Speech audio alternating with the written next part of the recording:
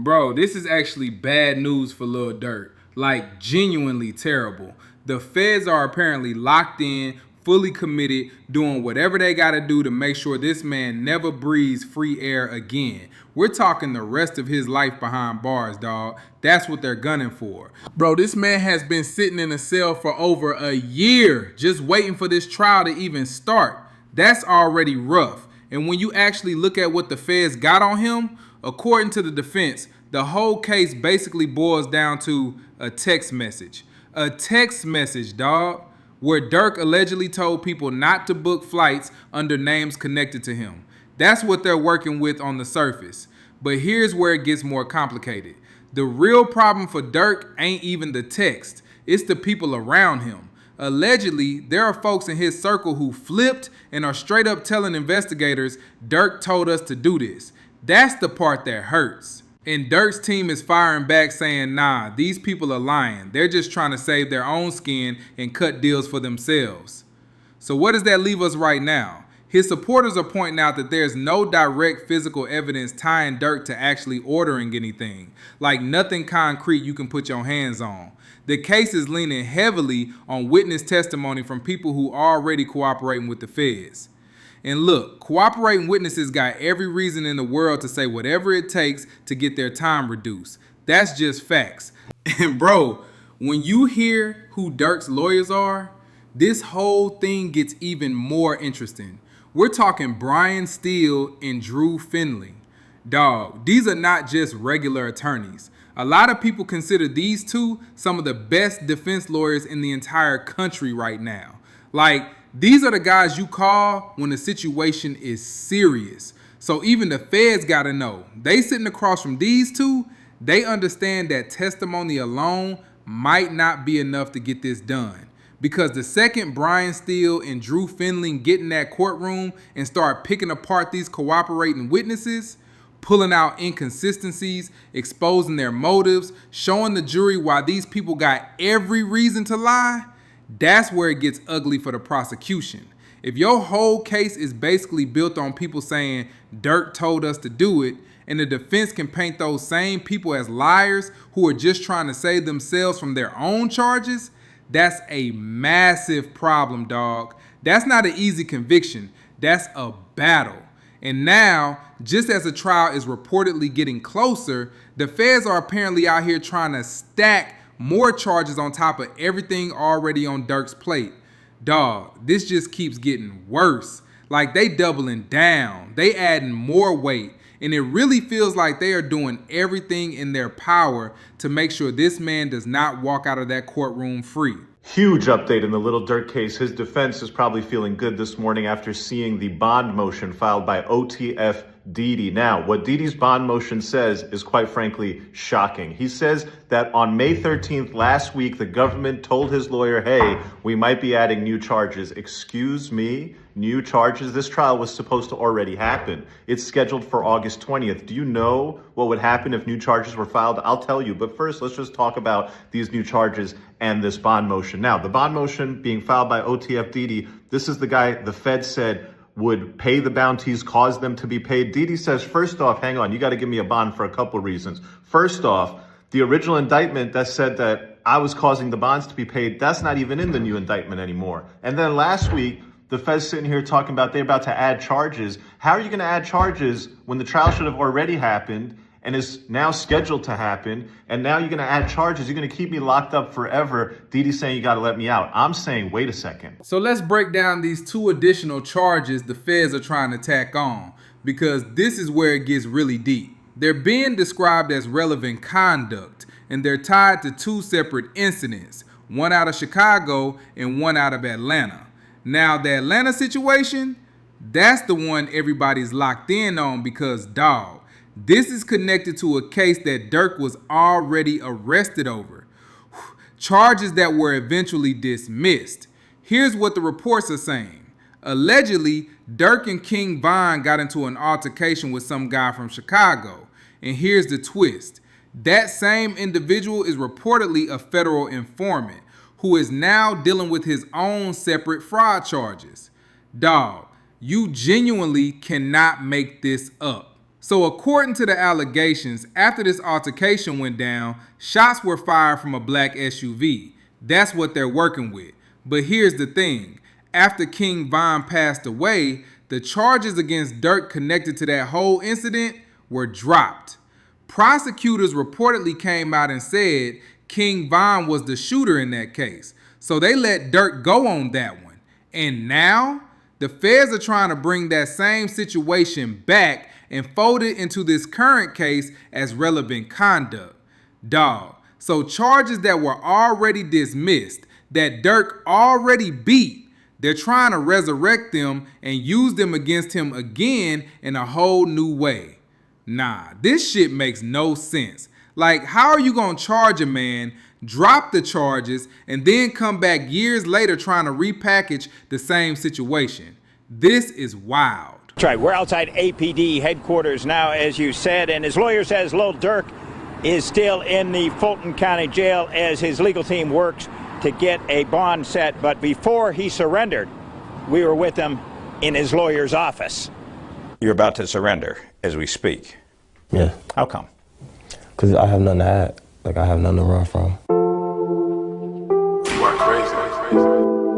A rapper's ride. Soon after we spoke, Durk Banks, a.k.a. the performer Lil Durk, emerged from his lawyer's space and headed toward an SUV. Soon after that, he stepped out in front of the Fulton County Jail. One of his lawyers says he was swiftly taken into custody there, having swiftly flown back to Atlanta after he found out he was wanted. We found out we had a warrant. We was actually on tour. Once I heard, I immediately came back. He's willing to turn himself in and take care of what he needs to take care of. We immediately canceled the tour. He's got a multi-million-dollar salary music career going. Did you do it?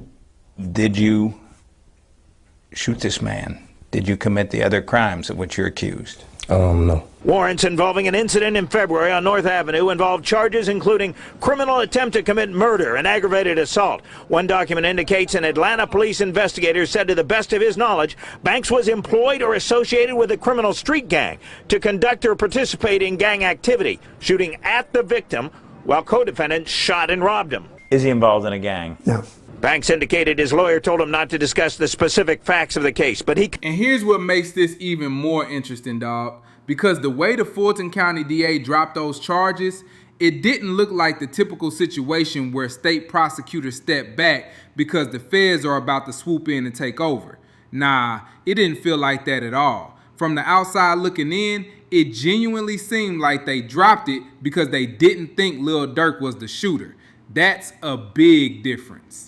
Now at the time, people online were going crazy with speculation, saying Durk somehow cooperated, that he shifted blame on the King Von after Von died and couldn't defend himself.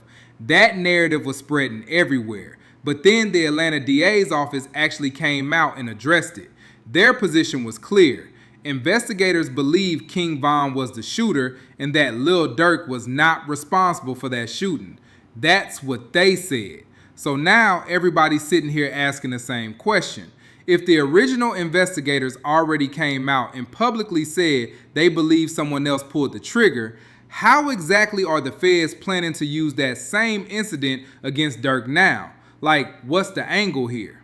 And that's why a lot of people watching this case closely are starting to connect the dots. Some observers are saying the reason prosecutors are out here trying to stack on as much additional conduct as possible, the Atlanta situation, the Chicago situation, all of it, is because they believe the original evidence against Durk might not be as rock solid as everyone initially assumed. Dog, if your core case was airtight, you wouldn't need to keep adding pieces this late in the game. That's just real talk. If the feds have you cooked on a murder for hire, you're going to do life for a 2024 LA murder, why aren't they taking it to trial already? And why, with just 2 months left to trial, they're talking about adding charges from a 2019 Atlanta incident.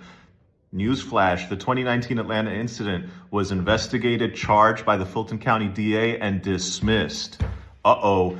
And then there's a Chicago incident. Earlier in this case, they tried to bring that Chicago incident in as evidence. The defense objected. Hey, this has nothing to do with this case. Why are you trying to bring that in? The government said, okay, we'll withdraw it. But with just a couple months left for that trial, August 20th, They want to go and bring back these incidents and these old charges. That tells you something. That tells you that they do not have him dead to rights and that he needs to take a plea or he's going to do life. That tells you his criminal defense is very much alive. And it reiterates the point in every criminal case that as much as the media wants to paint people as cooked or innocent, you never know until the game is played. And so you hold your cards tight and you learn that on day 1 of your arrest, you're not guilty. On day 30, you're not guilty. You could go years of pre-trial, weeks of actual trial, jury seated. But until every single last witness has sang their song and the lawyers have given their closing, you just don't. And bro, if I'm Lil Durk right now, the frustration I'd have towards some of my co-defendants would be through the roof. And I'm not even talking about the people who already flipped or are supposedly ready to testify against him. I'm talking about the ones who got arrested too and stayed solid, because even they may have unintentionally made this situation harder for Durk. Here's why. The feds are legally required to move cases forward within certain time frames, and reportedly, Durk wanted a speedy trial. The logic behind that is simple. The longer you give prosecutors to sit and investigate, the more time they have to find new evidence, flip more witnesses, build new angles, and strengthen everything they got against you. So Durk's camp wanted to move fast. But dog, here's the problem. Because these defendants are all grouped together under the same indictment, if other co-defendants decide to waive their speedy trial rights and ask for delays, everybody gets pushed back, including Durk. Even if he wants to go to trial, he can get dragged into waiting because of what the other people on that indictment decide to do. And according to this argument, all that extra time the feds got, they used it, adding allegations, searching for more evidence, expanding the whole narrative, trying to bring in Atlanta, trying to bring in Chicago, all of that. Durk's supporters are now pointing to multiple courtroom developments and legal wins his defense team has already picked up since his arrest as proof that this fight is far from over. And honestly, the fact that prosecutors keep needing to add things to this case rather than just riding with what they already had tells you something, dog. If the original case was as overwhelming as people thought from jump, they wouldn't need to keep rebuilding it. Lil Durk update. The trial has been pushed to August 2026. If you listen to the noise, all you're going to hear is Durk is cooked. Nobody's there for Durk. Motion denied. But that's just the noise. The fact of the matter is his trial team has won a number of points in this case. The indictments, there's been 3 indictments, and each time the allegations against Durk have thinned out. Some of the evidence that they wanted to use has actually been withdrawn so that the judge didn't have to exclude it. I'm going to take you through it piece by piece. I'll leave the best parts for the end. First, when they charged Durk, the main allegation about him rapping in his lyrics was this lyric about him going, told me they got an Addy, got location, green light, seen your son on the news screaming, no, no. Okay, that lyric. If you play that lyric, then you play the video of Quando next to the murdered victim, no, no, you would have won major points with a jury. That lyric's not in the indictment anymore because Findling showed that those lyrics were written well before the murder. Couple more points. When they bought this case, they said the conspiracy started in August 2022. That's when Durk arranged to get these rentals, these flights. That's when he made arrangements for the bounty. Then they switched that and they said, actually, the conspiracy started back when Von died in November 2020. And they had to do that because they needed to bring in more lyrics. They needed to bring in Instagram comments and the podcast comments to build that whole story because it wasn't enough to just show him paying shooters and show him renting cars. Maybe they're not going to be able to show all that. Let's extend it back. Let's give the jury a bigger story. And see, this conversation actually started a few months back. And at the time, most people just assumed the feds had to be sitting on something stronger that they weren't showing publicly yet. Because when people actually read that indictment for the first time, the reaction was basically, wait, that's it? Like, the main public allegation was a text message where Durk allegedly told somebody not to book flights under names connected to him. That's what was out there. No public records of Durk directly paying shooters, no wire transfers explicitly tied to ordering a hit, no smoking gun message saying, go do this. None of that was in the public-facing documents. And people were genuinely surprised, dog. Another thing being heavily debated is the company credit card situation. Associates like OTF Didi and others allegedly using company cards and funds for flights. But critics of the case are pointing out that these people already had access to those company cars. That was already their money to use. So just because they use it to book flights doesn't automatically prove Durk ordered a crime. That's a stretch without something more concrete connecting it. And people are also pointing out that Durk himself was publicly in Los Angeles around that time, doing interviews, popping up on podcasts, visible in public. So the defense could potentially argue that the others traveled out there for legitimate business reasons and then allegedly acted on their own without Durk's direction. Now look, even the person breaking all this down admits personally he believes Durk probably knew more than he's letting on. But that's not the point. The point is, what can you actually prove in a courtroom beyond assumptions, beyond speculation, beyond testimony from people who are corroborating to save themselves? And that's exactly why some people feel the government may have moved on this case before they had the kind of hard, physical, undeniable evidence you'd expect to see in a federal prosecution this big. Dog, if this is really all they got on paper, Brian Steele and Drew Findling are about to have a field day in that courtroom. They withdrew evidence of a 2022 incident in Chicago, which appears to have been them wanting to show that, hey, look, another time in Chicago back in 2022, he paid for people to go do violence. Well, they took that off the table and they said, hey, we're not going to talk about any of that. And here's the big one. When they charged Durk, they said in the indictment about the bounty that at the direction of defendant Durk Banks, defendant Wilson, that's OTF Didi, would pay the bounty or monetary reward to the shooters. That's gone. We know OTF Didi Wilson is going to trial. So their main allegation on the bounty that Durk told Didi to pay the shooters is gone, and they're pivoting to another way to prove the bounty. What did they pivot to? They say the consideration, the thing Durk promised for the murder, was lucrative music opportunities with OTF, putting people in videos. That's their theory of the bounty payment. That is where you make your defense. The murder for hire statute requires quid pro quo. The murder has to be committed in exchange for something of economic value, not an after-the-fact gift, not something that you would have just happened anyway, not something you do normally as part of your business, an actual contract. Okay, and if all the government can do is point out that the shooters were in the music videos after the fact, a jury has a real question to answer about that was a murder contract or just some other part of a relationship between a lot of people who were connected in a lot of ways. Interestingly, at the same time that the government pivoted from saying Didi paid the shooters to saying, hey, it was putting people in music videos, they also added a fallback charge. So when they bought the case, the original indictment, there was no stalking charge. In the second superseding indictment against Durk, they added a stalking charge. And the stalking charge is important because it doesn't require any contract. No quid pro quo, no bounty, no payment theory. You can add that charge and simply prove that, hey, he was telling people to go do this. He didn't necessarily pay them to go do a murder, but he was telling them to go follow that guy. He was telling them to go stalk that guy. And here's another thing people have been flagging that is really worth paying attention to. In the original indictment, prosecutors allegedly claimed that after the shooting went down, the people involved went to a fast food restaurant and sat there talking about how they were going to get paid. And that included specific claims about wire transfers connected to Durk. That was the original language. That's what they put out there. But then people started comparing it to the amended indictment. And dog, the language reportedly shifted. Instead of direct financial payment, it now suggests the reward came in the form of music opportunities. Nah, dog, wait. You're telling me the payment for an alleged murder for hire went from wire transfers to music opportunities? That is a massive change in the narrative, and people are absolutely locked in on that shift because now prosecutors got to prove a completely different kind of arrangement in court. And critics are making it even more complicated by pointing out that most of these individuals were already connected to OTF before any of this allegedly happened.